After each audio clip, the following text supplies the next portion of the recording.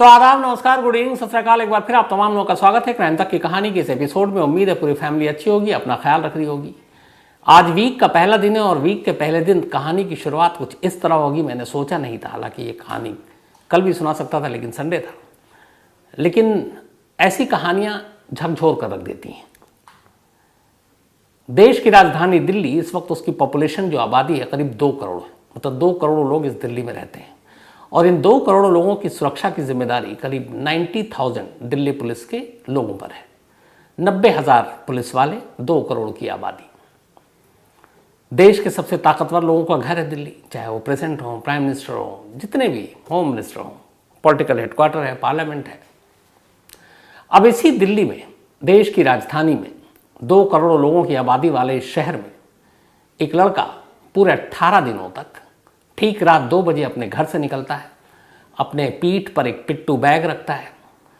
उस बैग के अंदर कुछ पॉलीथिन है और वो बेखौफ, बिना किसी के डर के, ना पुलिस का खौफ, ना लोगों का कि 2 बजे कोई रोक ले, टोक ले, कोई तलाशी ले, और वो इधर उधर सुनसान इलाका ढूंढता है। कभी जंगल जाता है, कभी किसी और सुनसान इलाके में जाता है।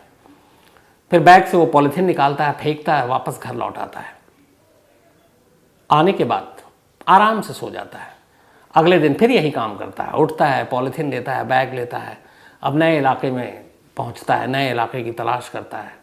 फिर बैग से कुछ चीज़ें निकालता है, फेंकता है, घर लौट आता है। फिर तीसरे दिन भी यही करता है, फिर चौथे दिन भी यही करता है। इस दौरान में जब उसे भूख लगती, जोमेटो को ऑर्डर करता, खाना मंगाता, खाना खाता। उसी घर में जिस बेडरूम है वहीं पे फ्रिज है, उसी फ्रिज से पानी निकाल कर पीता, उसी फ्रिज से दूध निकाल कर चाय बनाता, और उस फ्रिज में बाकी भी सामान रखे हुए हैं कुछ। 18 दिनों तक ये सिलसिला चलता रहता है और किसी को भनक तक नहीं लगती। 18 दिनों तक एक लड़का हर रात ठीक 2 बजे निकले और 2 से 3 के दरमियान में इधर उधर जाए, कुछ चीज़ें फेंके और चलाए।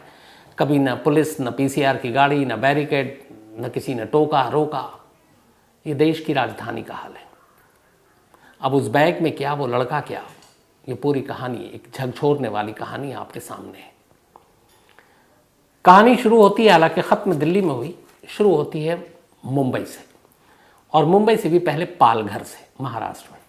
महाराष्ट्र में एक परिवार रहा करता था, विकास, जो इस परिवार के मुखिया थे, और इनका नाम था विकास वॉलकर। विकास वॉलकर इलेक्ट्रॉनिक शॉप थी इनकी, सर्विस का भी काम करते थे। परिवार में इनकी एक पत्नी सुमन, एक बेटी जिसका नाम श्रद्धा, 27 साल उम्र, और एक बेटा जिसकी उम्र 23 साल। 2018 में श्रद्धा नौकरी की तलाश में मुंबई पहुंचती है, पालघर को छोड़कर। इधर पालघर में जो पिता है वो अपनी बीवी और ये दोनों, बेटी और बेटा, से अलग रहते हैं। श्रद्धा अपनी माँ और भाई के साथ रहती थी, पिता जो है विकास वो अलग रहते थे। 2018 में वो मुंबई आती है। मुंबई के मलाड में आखिरकार कुछ अपने दोस्तों की जान पहचान से एक मल्टीनेशनल कंपनी के कॉल सेंटर में उसे नौकरी मिल जाती है। अब वो मुंबई के मलाड में ही एक किराए का कमरा लेती है और वहाँ रहने लगती है और अपना कॉल सेंटर में काम करती है। इसी कॉल सेंटर में आफ्ताब नाम का एक और लड़का काम करता है, आफ्ताब पुणे वाला, और यहीं दोनों की मुलाकात होती है। पूरा नाम है आफ्ताब अमीन पूनावाला। इसकी उम्र करीब 30 साल। तो इसी कॉल सेंटर में मलाड के आफ्ताब काम कर रहा होता है पहले से। बाद में श्रद्धा आती है। करीब 8-9 महीने बीतते हैं। इन 8-9 महीने के बीच में आफ्ताब और श्रद्धा दोनों आपस में बातें करते हैं, धीरे धीरे दोस्ती होती है और फिर प्यार हो जाता है। प्यार हो जाने के बाद, चूंकि श्रद्धा के घर वाले पालघर में है, वो मुंबई में है, इसी दौरान में एक रोज़ घर पहुंचती है श्रद्धा पालघर, और अपनी माँ को बताती है कि एक लड़का है आफ्ताब, जिसे उसके साथ उसे प्यार हो गया है, और अब दोनों वहीं मलाड में एक घर में, लिव इन में, दोनों एक ही कमरे में रह रहे हैं, और मैं उससे शादी करूंगी। माँ ने समझाया कि ऐसा नहीं हो सकता, हमारा परिवार, ख़ानदान इसकी इजाज़त नहीं देगा, इंटर रिलीजन मैरिज है, वो मुस्लिम है, तुम हिंदू हो, कास्ट भी जो है वो अलग अलग है। बात पिता तक पहुंची। विकास ने भी इस बात का विरोध किया, पर वो मानी नहीं। उसने झगड़ा किया, अपना सारा सामान उठाया, और उसने कहा आज के बाद ये सोच लेना कि तुम्हारी कोई बेटी नहीं है। 2019 की बात है ये, शुरुआत की। और अब श्रद्धा वापस मुंबई आ जाती है। अब वो मुंबई में आफ्ताब के साथ लिव इन में रहने लगती है। माँ बाप गुस्सा थे, कुछ वक्त तक बेटी से बात नहीं की, लेकिन माँ होती है। माँ ने 1-2 बार उसको फ़ोन मिलाया, श्रद्धा ने भी बात की, माँ ने फिर समझाया, पर वो मानी नहीं। हो सकता था माँ बाद में मना भी लेती, लेकिन तभी जनवरी 2020 माँ सुमन, श्रद्धा की, उनकी मौत हो जाती है। अब सुमन की मौत के बाद श्रद्धा को जब पता चलता है, वो अपने घर जाती है, जो भी रस्में थे उसमें शामिल होती है और फिर वापस लौट आती है। माँ की मौत के बाद अपने पिता से वो कुल 2 बार फ़ोन पर बात करती है। बातचीत में उसके पिता ने बताया कि वो जब पूछते हैं कि तुमने इरादा बदला, तो वो कहती है कि आफ्ताब मुझे कभी बार मारता पीटता भी है, डांटता भी है। तो उन्होंने उसे समझाया भी कि लौट आओ, ऐसे रिश्ते को तोड़ दो, पर उसने कहा नहीं। फिर उसने माफ़ी मांग ली, सॉरी बोल दिया, सब ठीक है, मैं लौटने वाली नहीं हूँ। अब ये वहीं मुंबई में रह रहे हैं। 2 बार के बाद अब पिता से भी बातचीत बंद, भाई है उससे भी बातचीत बंद। अब एक बेटी एक दूसरे शहर में, मुंबई जैसे शहर में अकेले रह रही है, लिव इन में एक लड़के के साथ, फैमिली पालघर में है, फ़ोन पे बात नहीं हो रही है। बाप बेटी, माँ बेटी या भाई, इनका रिश्ता बहन के साथ बड़ा करीबी होता है। तो अब क्या करें? गुस्से में लेकिन पिता की उसकी बात नहीं मान रही है, वो बात नहीं कर रहे हैं। लेकिन श्रद्धा के कुछ दोस्तों के नंबर श्रद्धा के भाई के पास भी थे, श्रीजय नाम है उसका, और पिता के पास। तो कभी कभार वो उससे खैरियत पूछ लेते उसकी कि वो ठीक है। फिर लगता कि कई बार क्यों पूछें, तो इन्होंने एक नया तरीका निकाला। श्रद्धा के मोबाइल के व्हाट्सअप स्टेटस, उसकी तस्वीरें, डीपी, ये चीज़ें जब जब बदलती तो उन्हें लगता चलो बेटी है, ठीक है, एक्टिव है। उसके फेसबुक प्रोफाइल पे जाते हैं, वो नई नई चीज़ें लिखती, वो पिक्चर डालती जैसे, तो उन्हें लगता कि चलो ठीक है, कहीं घूमने गई है तो उसकी पिक्चर डाली, तो बेटी सही सलामत है। ये बात की तसल्ली रहती बाप को। अब कुल मिला के कहानी यह है कि बेटी आफ्ताब के साथ है, घर वालों से अब रिश्ते अच्छे नहीं है। इधर आफ्ताब का परिवार भी अब जब धीरे धीरे उसके दोस्तों रिश्तेदारों को पता चलता है कि एक लड़की के साथ लिव इन में है और वो लड़की मुस्लिम नहीं है, तो वो लोग भी इसका विरोध करते हैं। इसके बाद अब दोनों का ये था कि मुंबई में ज़्यादा दिन रहने का नहीं है। किसी ने कहा कि दिल्ली में अच्छी नौकरी मिलेगी, तो दोनों तय करते हैं कि चलो रिश्तेदारों से दूर, दोस्तों से दूर, एक नए शहर में जाकर अपनी ज़िंदगी बसाते हैं। 8 मई 2022, 8 मई 2022 को आफ्ताब और श्रद्धा दिल्ली आते हैं ट्रेन से। दिल्ली आने के बाद पहली रात 8 मई को आए थे, 9 मई को यहाँ पहुँचे। इन्होंने पहाड़गंज के एक होटल में रूम लिया और वहीं रात को रुके। नेक्स्ट डे फिर ये एक दूसरे इलाके में जाते हैं, सैजुद्दौला जाब, साउथ दिल्ली में। वहाँ पे ये एक होटल किराए पे लेते हैं और रूम पे वहाँ पे रुकते हैं। 10 मई को इन दोनों के कॉमन फ्रेंड जो मुंबई में था, दिल्ली में रहता है, वो छतरपुर में रहता था। ये दोनों वहाँ जाते हैं और छतरपुर में उसके घर पर रुकते हैं कुछ दिन। रहने के दौरान में फिर उन्हें कहता है कि यहीं पे तुम अपने लिए कहीं घर देख लो। तो छतरपुर में ही दोनों एक घर ढूंढते हैं, हाउस नंबर D93/1 छतरपुर, किराए का एक घर। अब दोनों आफ्ताब और श्रद्धा उस घर में शिफ्ट हो जाते हैं और अब अपनी ज़िंदगी बसाना शुरू करते हैं। 10 के बाद ये 12-13 तारीख तक की बात है। अभी इन्होंने अपना घर ले लिया। इधर इस दौरान में चूंकि इनके रिलेशनशिप को 2019 से 3रा साल है ये, श्रद्धा बार बार कहती कि हो गया अब लेवल में, अब हम इस रिश्तों को नाम देते हैं, दोनों शादी करते हैं।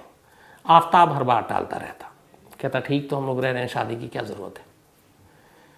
इस बात को लेकर झगड़ा होता, लेकिन फिर दोनों में सुलह हो जाता। दिल्ली आए हुए अभी सिर्फ 10 दिन हुए थे। 10 दिन के अंदर अंदर अब जब ये अपने घर में शिफ्ट हो जाते हैं, तो फिर से इन दोनों के बीच में अब झगड़ा शुरू होता है। और इस झगड़े के दौरान में बात बहुत सारी चीज़ें बढ़ जाती हैं। हुआ ये कि 18 मई की तारीख आती है, 18 मई। लेकिन उस 18 मई की कहानी सुनाऊं उससे पहले थोड़ा सा आगे भी बढ़ जाता हूं। दोनों दिल्ली आ गए, 8 मई को पहुंचे हैं, होटल में रहे, दोस्तों क्या रहे। अब इन्होंने छतरपुर में अपना घर ले लिया। मई के बाद जून, जून के बाद जुलाई, जुलाई के बाद अगस्त, सितंबर आ गया, 4 महीने बीत गए। अब इधर एक बाप और एक भाई जो अपनी बहन की खैरियत उसके डीपी या उसके स्टेटस या फेसबुक अपडेट से पता कर लेता था, वो सारी चीज़ें अब एक्टिव नहीं है मई के बाद से।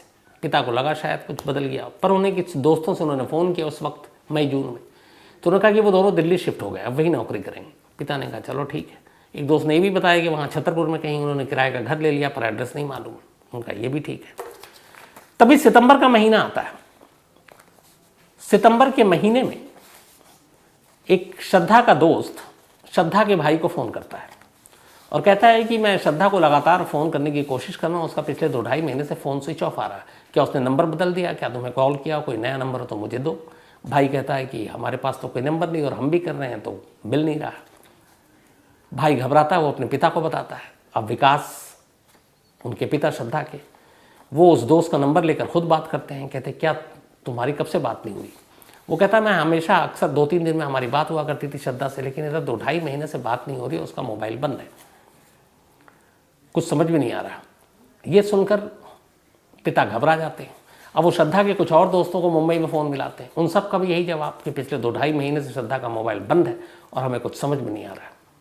अब जब उन्हें ये लगता है तो उन्हें एक मन में डर लगता है कि कहीं श्रद्धा के साथ कुछ हो तो नहीं गया। इसी के बाद वो वहीं लोकल पुलिस स्टेशन में अपनी बेटी की गुमशुदगी की रिपोर्ट लिखा देते हैं और पालघर में कि उनकी बेटी गुम है और मुझे डाउट है कि कहीं उसका किडनैप ना हो गया हो। तो अब उन्होंने वहाँ लोकल पुलिस स्टेशन में खबर लिखाई और ये भी लिखाया कि आखिरी उसके बारे में जानकारी ये थी कि वो मुंबई से दिल्ली गई है। तब पालघर के लोकल पुलिस स्टेशन में मुकदमा दर्ज। पुलिस ने कहा कि देखिए आपकी बेटी अगर छतरपुर गई है तो मामला दिल्ली का है और छतरपुर इलाका जो है वो महरौली पुलिस स्टेशन में पड़ता है, तो हम ये केस ट्रांसफ़र कर रहे हैं और दिल्ली पुलिस से हम हेल्प लेंगे। अब उन्होंने दिल्ली पुलिस को पालघर पुलिस ने भेज दिया कंप्लेन। अब इसके बाद दिल्ली में महरौली पुलिस स्टेशन में रिपोर्ट लिखा दी जाती है गुमशुदगी की। विकास जो श्रद्धा के पिता हैं वो दिल्ली पहुंच जाते हैं। दिल्ली आने के बाद 9 नवंबर अभी 5 दिन पहले वो महरौली पुलिस स्टेशन जाते हैं और जाकर कहते हैं कि ऐसी से उनकी बेटी है श्रद्धा, हमने वहाँ रिपोर्ट लिखा है, आपके यहाँ ट्रांसफ़र हुई और उसका कोई अता पता नहीं है, 2-2.5 महीने से मोबाइल बंद है।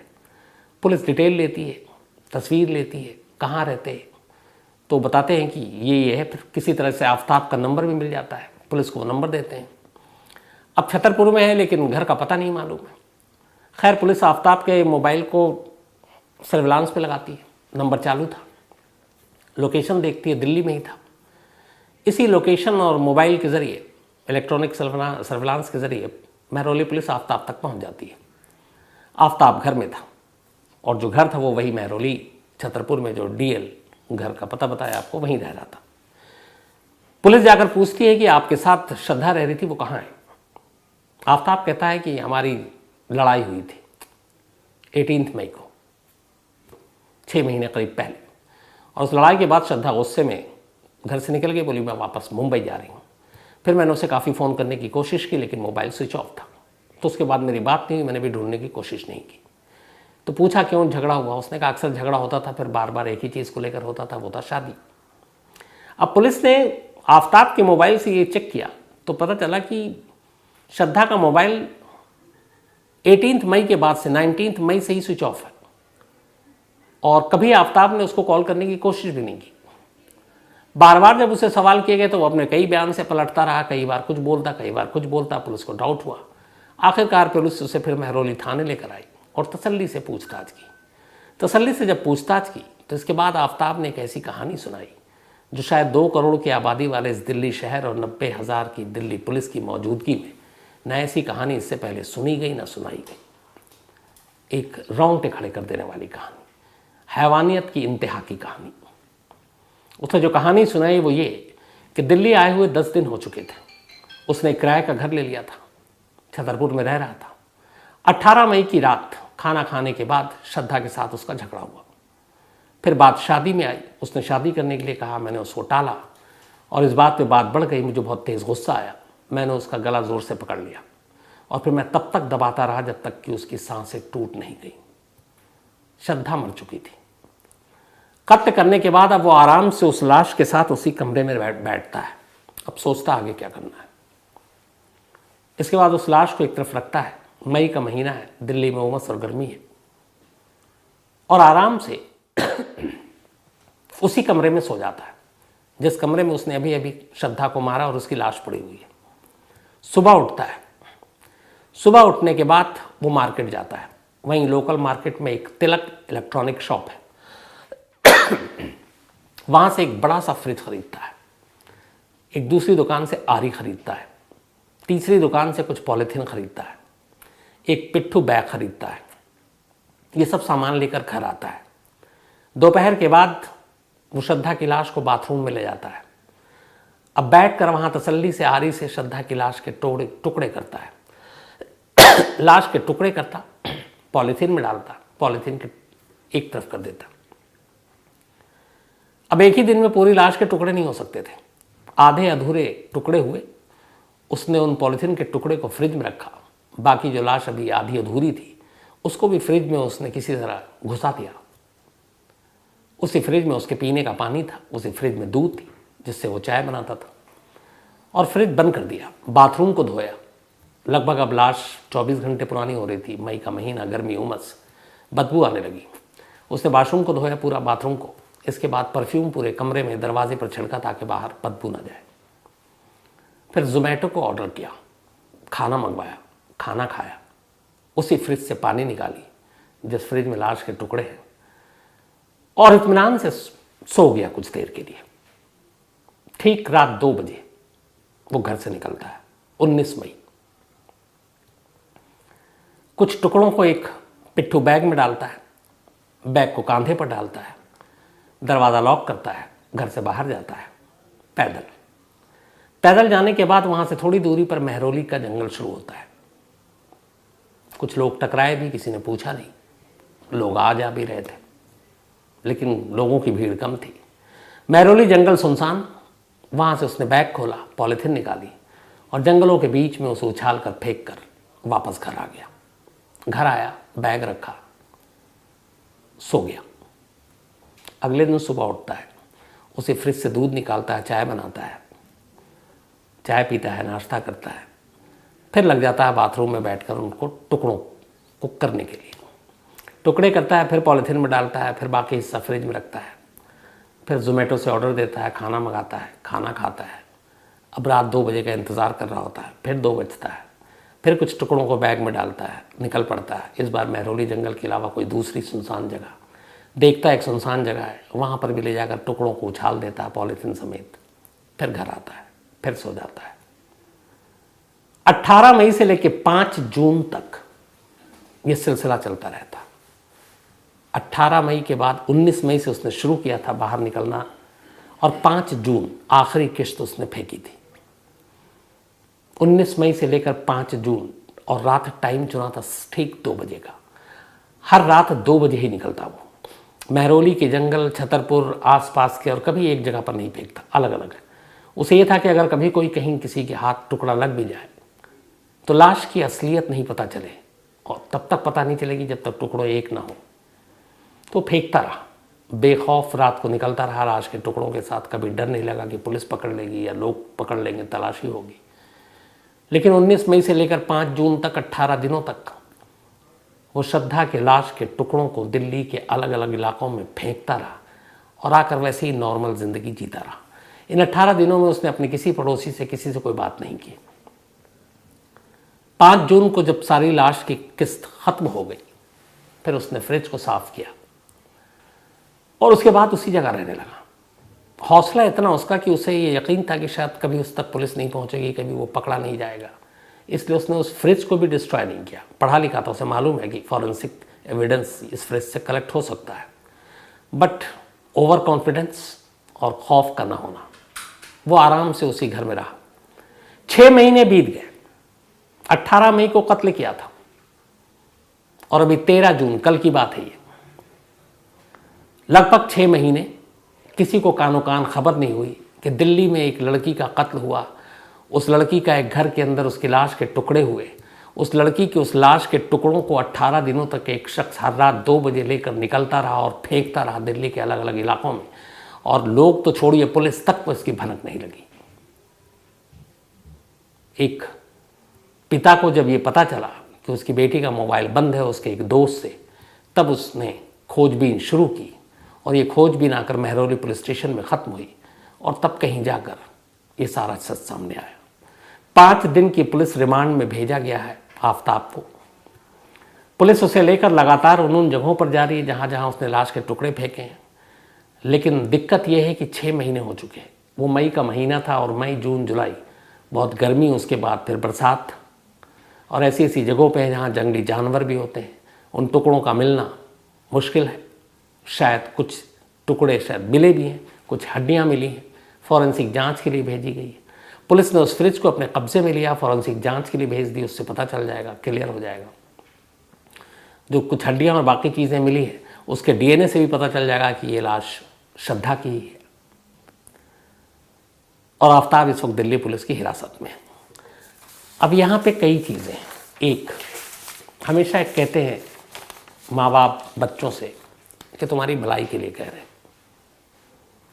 तो अगर माँ बाप की बात सुन लें बच्चे तो बहुत सारी चीज़ें ना हो, पहली चीज़। दूसरी, ऐसे बहुत सारे इंसिडेंट, ऐसी बहुत सारे वारदात वाक़े मैंने सुना है आपको इसी कहानी में, और मैं खुद सुनता हूँ, कवर किया एज ए क्राइम जर्नलिस्ट, जहाँ पे रिश्तों के लेके खून होता है।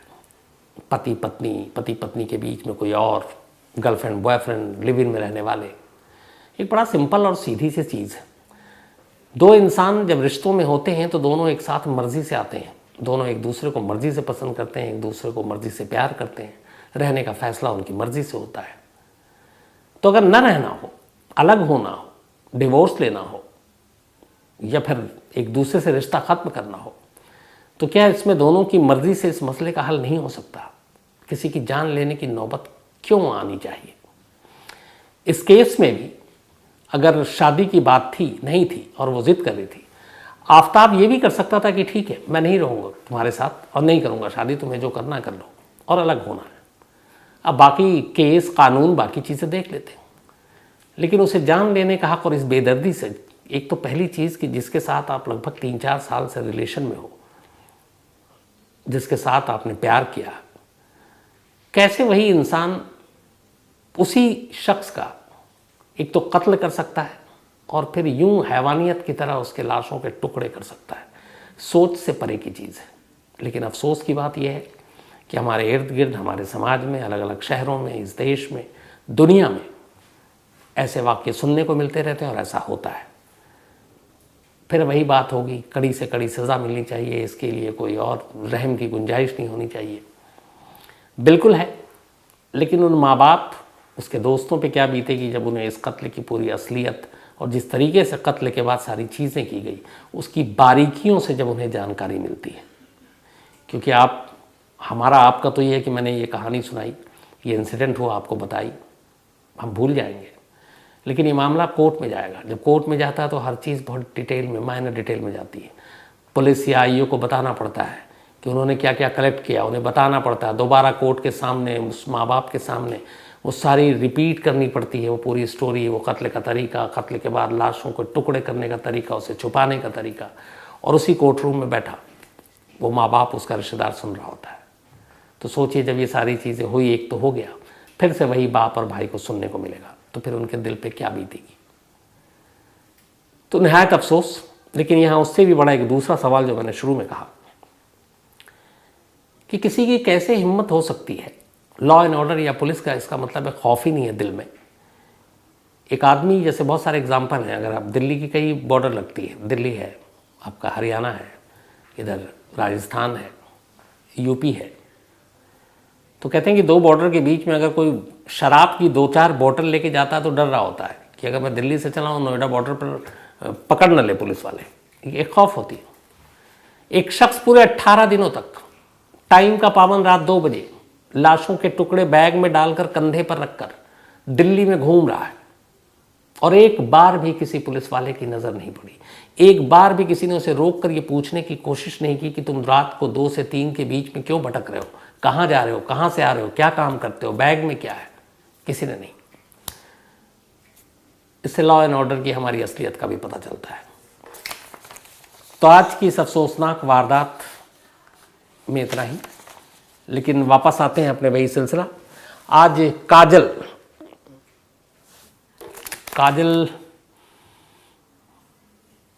का बर्थडे है और ये बहन है सुभाष की, तो हैप्पी बर्थडे काजल। काजल मलार है इनका नाम। साथ ही नवीन नागरकोटी का भी आज बर्थडे है, तो हैप्पी बर्थडे नवीन। इसके अलावा रबीउल हसन, इनका भी आज जन्मदिन है, हैप्पी बर्थडे रबीउल। और मुशीरुल्लाह हसन ने भेजा है। राम वर्मा का भी आज बर्थडे है, तो हैप्पी बर्थडे राम। और आशीष वर्मा ने भेजा है, उनके बेटे हैं। इसके अलावा ऐश्वर्या, इनका भी आज बर्थडे है, तो हैप्पी बर्थडे ऐश्वर्या। और ये देव एलियस दीपक मोरखाडे की वाइफ है। साथ ही पूजा गौरंग, बल्कि पूजा गुरुंग, इनका भी आज बर्थडे है, तो हैप्पी बर्थडे पूजा। और ये अनु और गुरंग खराज, उन्होंने भेजा है। साथ ही विद्या ठुकराल जी, इनका भी आज जन्मदिन है, तो हैप्पी बर्थडे विद्या जी। और ये सुशांत गंभीर की मम्मी है। इसके अलावा सूरज शर्मा की पत्नी का आज जन्मदिन है, तो हैप्पी बर्थडे सूरज शर्मा जी, आपकी वाइफ का। और आपने अपनी वाइफ का नाम नहीं लिखा, तो आप झेलिए। इसके अलावा प्रतीक श्रीवास्तव, इनका सैटरडे को बर्थडे था, तो बिलेटेड हैप्पी बर्थडे प्रतीक जी। बहुत सारे लोगों ने परसों की कहानी को लेकर मेल किया और मुझे लगा कि क्राइम तक फैमिली सच में बहुत इमोशनल है, अच्छा भी लगा। जो उस ऑस्ट्रेलिया तक पहुंचा एक खंडवा के बेटे की कहानी, जैसे सुखपाल सिंह जी हैं, उस्मान अंसारी हैं, विक्रम वीरेंद्र शुक्ला हैं, दलवीर हैं, अविनाश सौर्या हैं, बहुत सारे लोग हैं। इसके अलावा संजीव लुम्बा जी, इन्होंने एक जालंधर के कॉलेज के प्रिंसिपल की मर्डर की कहानी सुनाने को कहा है, जो जल्दी सुनाता हूँ। मंजेश चौरसिया जी, थैंक यू सो मच। इसके अलावा रोशन रे, नजीब जे स्टूडेंट मिसिंग कहानी, बहुत टाइम हो गया, मैं ज़रूर सुनाता हूँ। साथ ही Mohammad Arshad, thank you so much आपके मेल के लिए। इसके अलावा देवाचीत टॉ, इन्होंने कहानी की फरमाइश की है। Doctor Jaideep Bandopadhyay, thank you so much. इसके अलावा Abani Kanta Bisoi, thank you so much आपके मेल के लिए।